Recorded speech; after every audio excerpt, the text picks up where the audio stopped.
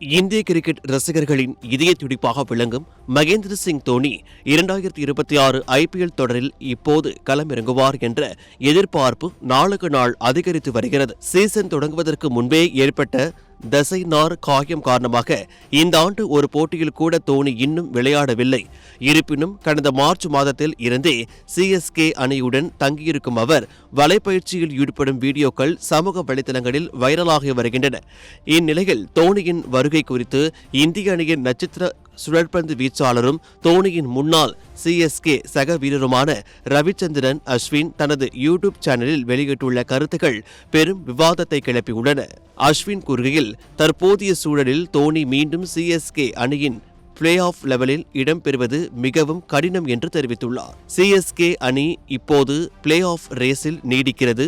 ஒருவேளை தோனி உள்ளே வந்தால் அணியின் காம்பினேஷன் முற்றிலும் மாறும் என்பதால் அணி வெற்றி பாதையில் இருக்கும் வரை தோனி களமிறங்க வாய்ப்பில்லை என்பது அஸ்வினின் கணிப்பு.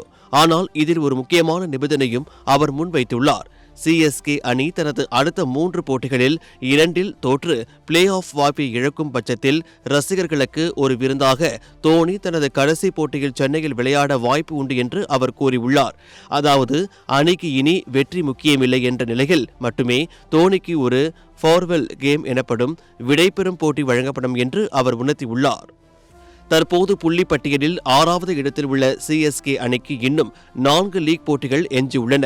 இதற்கிடையில் தோனி ஏன் மைதானத்திற்கு போட்டிகளை பார்க்க வருவதில்லை என்ற ரகசியத்தை அணியின் பேட்டிங் பயிற்சியாளர் மைக் ஹசி உடைத்துள்ளார்.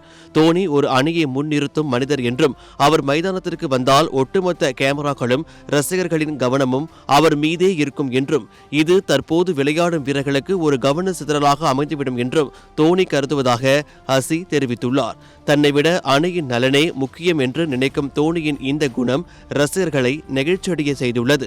கடந்த 2025 சீசனில் 196 ரன்களை குவித்த தோனி இந்த ஆண்டு ஹன்காஃப்ட் வீரராக 4 கோடி ரூபாய்க்கு தக்க வைக்கப்பட்டார். தோனியின் வருகைக்காக கோடிக்கணக்கான ரசிகர்கள் காத்துக் கொண்டிருக்கும் வேளையில் அஸ்வின் கூறியது போல CSK ஒருவேளை வாய்ப்பு இழந்தால் மட்டுமே தோனியை மைதானத்தில் பார்க்க முடியும் என்பது ஒரு கசப்பான உண்மையாக மாறியுள்ளது.